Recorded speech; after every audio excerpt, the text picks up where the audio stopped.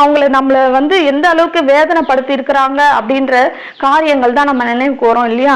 அப்படி இருக்கும்போது நம்மளால எப்படி ஒருத்தவங்களை, நம்மளை விரும்பாதவங்களை, நம்மளை நேசிக்காதவங்களை, நம்மளை அவமானப்படுத்துகிறவர்களை, நேசிக்காதவங்க கூட இல்ல, நம்மளை ரொம்ப கேவலப்படுத்தி அவமானப்படுத்தி வெட்கப்படுத்துபவர்களை நம்ம எப்படி நேசிக்க முடியும்? அவர் நமக்கு என்ன கற்பனை கொடுத்திருக்கிறாரு? புதிதான கற்பனைகள் என்ன? ஒருவரில் ஒருவர் அன்பா இருங்கள். இது இங்க ஷார்ட்டா சொல்லியிருக்கிறாரு, ஒருவரில் ஒருவர் அன்பா இருங்கள்ட்டு. இதே கொஞ்சம் டீட்டெயிலா மத்தேயுல சொல்லியிருக்கிறாரு, என்னென்ன செய்யணும் என்னென்ன செய்யக்கூடாதுன்ட்டு. அந்த கற்பனைகளை கொஞ்சம் பார்ப்போமா? கிறிஸ்து நமக்கு கொடுத்த கற்பனைகள் என்ன, அதை நாம எப்படி கை கொள்ளணும், அதை அவர் எப்படி கை கொண்டார். அவரு நமக்கு போதித்தது மட்டும் இல்ல, கற்பனைகளை என்னென்ன செய்யணும்னு போதித்தது மட்டும் இல்ல, அவர் அதெல்லாம் எப்படி கை கொண்டு வாழ்ந்து காட்டினார் என்பதையும் நம்ம பார்க்கலாமா? மத்தேயு 5ஆம் அதிகாரம் 19 முதல் 22ஆம் வசனம் வரை நான் வாசிக்கிறேன். ஆகையால் இந்த கற்பனைகள் எல்லாவற்றிலும் சிறிதானதொன்றையாகிலும் மீறி அவ்விதமாய் மனுஷருக்கு போதிக்கிறவன் பரலோக ராஜ்யத்தில் எல்லாரிலும் சிறியவன் எனப்படுவான். இவைகளை கை கொண்டு போதிக்கிறவனோ பரலோக ராஜ்யத்தில் பெரியவன் என்று எண்ணப்படுவான். என்ன சொல்றாரு? இந்த கற்பனைகள், அவர் கற்பனைகளை கொடுக்க போறாரு. அந்த கற்பனைகளை பத்தி தான் இப்ப பேசிட்டு இருக்காரு. இந்த கற்பனைகளை கை கொண்டு இதன்படி போதிக்கிறவன் தான் பரலோக ராஜ்யத்தில் பெரியவனாயிருப்பான் சொல்றாரு. வேதபாரகர் பரிசேயர் என்பவர்களுடைய நீதியிலும் உங்கள் நீதி அதிகமாயிராவிட்டால் பரலோக ராஜ்யத்தில் பிரவேசிக்க மாட்டீர்கள் என்று உங்களுக்கு சொல்லுகிறேன். நம்மளுடைய நீதி எப்படி இருக்கணுமா?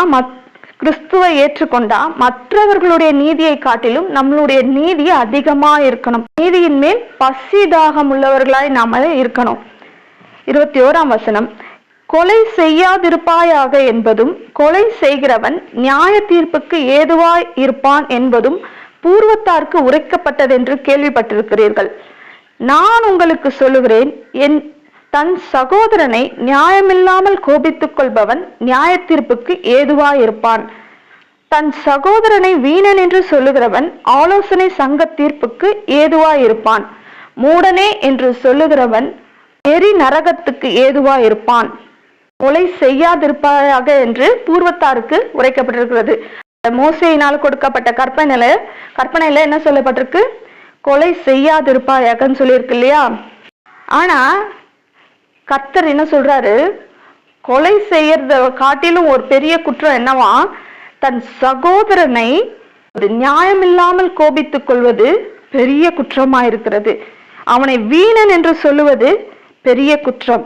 அவனை மூடனே என்று கூப்பிடுவது ஒரு குற்றம். அதுக்கெல்லாம் நியாய தீர்ப்பு இருக்கிறதா? ஆலோசனை சங்கத்துக்கு ஒப்பு கொடுப்பாங்க. எரி நரகத்துக்கு நீங்க ஆளாவீங்க. நம்ம எப்பவுமே நம்ம சகோதரர்கள் சொன்னா கூட பிறந்தவங்க மட்டும் இல்ல, சுற்றி இருக்கிறவங்களை கூட சகோதரர்கள் தானே சொல்லியிருக்கோம். ஒருத்தவங்களை பார்த்து நியாயமே இல்லாம அவங்க மேல நம்ம கோபம் கொண்டோன்னு சொன்னா, தேவையில்லாத முகாந்திரம் இல்லாமல் நம்ம பகைத்தார்கள் சொல்லப்பட்டிருக்குல்ல, அது போல நியாயமே இல்லாம அநியாயமான ஒரு விதத்துல மற்றவர்கள் மேல கோபம் கொண்டா அது நியாய தீர்ப்புக்கு ஏதுவாயிருப்பான். தன் சகோதரனை வீணன் என்று சொல்லுகிறவன், எப்படி நீ வேஸ்ட், எதுக்குமே லாய்க்கு இல்லை, உன்னால எதுவுமே பண்ண முடியாது, உன்னால இது செய்யவே முடியாது, உன்னால அங்க போகவே முடியாது, நீ வேஸ்ட், நீ இருக்கிறதே வேஸ்ட் அப்படின்னு சொல்லி ஒரு வேலையை செய்ய விடாம தடுக்கும் அந்த வார்த்தைகள். அவங்க செய்யணும்னு முற்பட்டா கூட உன்னால முடியாது, நீ செய்ய மாட்ட, நீ வேஸ்ட் அப்படின்னு அவங்கள திரும்ப திரும்ப சொல்லும் போது அவங்க முயற்சி செய்யறது கூட முயற்சி செய்யாமல் விட்டு விடுவார்கள் இல்லையா? அப்படிப்பட்ட காரியங்களை செய்யறவங்களுக்கு ஆலோசனை சங்க தீர்ப்புக்கு ஒப்பு கொடுக்கப்படுவார்கள். மூடனே, நீ ஒரு லூசு, மென்டலு, உனக்கு மூளையே இல்லை, அறிவே இல்லை, உனக்கு ஒண்ணுமே தெரியாது, நீ இதை செய்யாத அதை செய்யாத அப்படின்னு சொல்லி அவனை திட்ட காரியங்களுக்கு எரி நரகத்துக்கு ஏதுவா இருப்பானா. இது எப்படி இருக்கு? கொலை செய்யறவனுக்கு ஒரு தண்டனை இருக்குதுன்னு சொன்னா இது சரி, அவன் தப்பு பண்ணிட்டான், ஒரு ரத்தத்தை சிந்திட்டான் பூமியில, அதனால அவனுக்கு நியாய தீர்ப்பு இருக்கு, அது பார்க்கும்போது நம்மளுக்கு நல்லா தெரியுது, சரியா படுது. ஆனா உன் சகோதரனை திட்டுறதும் சகோதரனை மூடனேன்னு சொல்றதுக்கு கூட எரி நரகத்துக்கு தள்ளப்படுற அளவுக்கு அது அவ்வளோ பெரிய குற்றமானா? ஆமா. உலகபூர்வமா என் சகோதரன் வந்து என்ன முட்டாள்னு சொல்லிட்டான், என் சகோதரன் வந்து என்ன வேஸ்ட்ன்னு சொல்லிட்டான், நீ போய் போலீஸ் ஸ்டேஷன்ல கம்ப்ளைண்ட் பண்ணினா எல்லாரும் என்ன பண்ணுவாங்க? சிரிப்பாங்க. யோ என்ன எவ்வளவு பெரிய கேஸ்ல நாங்க பார்த்துன்னு இருக்கிறோம், உன் சின்ன சின்ன பிரச்சனையை பாக்குறது தான் என்னோட வேலையா அப்படின்னு சொல்லி அனுப்பிடுவாங்க. உலக பூர்வமா பார்த்தா கொலை தான் வந்து பெருசா பார்ப்பாங்க. ஒரு கொலை பண்ணிட்டான் அப்படின்னு போய் சொல்லும் போது அதுக்கு தண்டனை உண்டு. பூமியில ஒரு கொலை பண்ணிட்டான்னு சொன்னா அதுக்கு தண்டனை உண்டு. ஆனா என் சகோதரன் என்னை மூடனேன்னு சொல்லிட்டான், என்னை வேஸ்ட்ன்னு சொல்லிட்டான், அவன் சம்மந்தமே இல்லாம என்னை திட்டுறான், நியாயமே இல்லாம என்கிட்ட சண்டைக்கு வரான், இதெல்லாம் போய் நம்ம சொன்னோம்னா என்ன பண்ணுவாங்க? உலகபூர்வமா எல்லாரும் சிரிப்பாங்க. இதெல்லாம் ஒரு பிரச்சனைன்னு எடுத்துட்டு வரியா, இதோட பெரிய பெரிய பிரச்சனை எல்லாம் இருக்கு, போ வேலையை பாருன்னு சொல்லிடுவாங்க.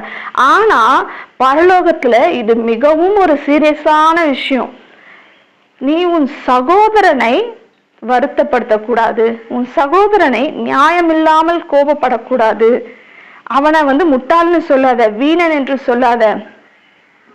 அப்படி நீ உன்னுடைய சகோதரன் மேல உனக்கு கோபம் இருக்குதுன்னு சொன்னா, அடுத்து வாசிப்போம். ஆகையால் நீ பலிபீடத்தில் உன் காணிக்கையை செலுத்த வந்து உன் பேரில் உன் சகோதரனுக்கு குறை உண்டென்று அங்கே நினைவு கூறுவாயாகில், அங்கேதானே பலிபீடத்தின் முன் உன் காணிக்கையை வைத்து விட்டு போய் முன்பு உன் சகோதரனோட ஒப்புரவாகி பின்பு வந்து உன் காணிக்கையை செலுத்து. இப்போ அப்படிப்பட்டவன் தன் சகோதரனை நியாயமில்லாமல் கோபித்துக் கொள்பவன், மூடனேன்னு சொல்றவன், வீணன்னு சொல்றவன், இந்த மாதிரி ஆட்கள்லாம் சபைக்கு வரும்போது தன் காணிக்கையை கொண்டு வராங்க இல்லையா, காணிக்கையை கொண்டு வந்து என்ன பண்ணணுமா? பலிபீடத்துல செலுத்தும் போது அவனுக்கு அது ஞாபகம் வருமா, என் சகோதரன் என் மேல கோபமா இருக்கிறான், நீங்க அவன் மேல கோபமா இல்ல, அவன் உங்க மேல கோபமா இருக்கான். ஏன்னா நீங்க தான் அவனை திட்டிருக்கீங்க, நீங்க தான் முகாந்திரம் இல்லாமல் அவன் மேல கோபம் பட்டு நியாயம் இல்லாம அவன் மேல கோபித்து கொண்டு அவனை திட்டி அவனை முடக்கி இருக்கிறீர்கள். அப்போ அவனுக்கு உங்க மேல கோபம் இருக்கு. அதனால அந்த உங்க மேல இருக்கிற அந்த கோபத்தை நீங்க ஃபர்ஸ்ட் நீக்கணும். அதுக்கப்புறம் தான் பலிபீடத்துல காணிக்கையை கொண்டு வந்து செலுத்தணும்.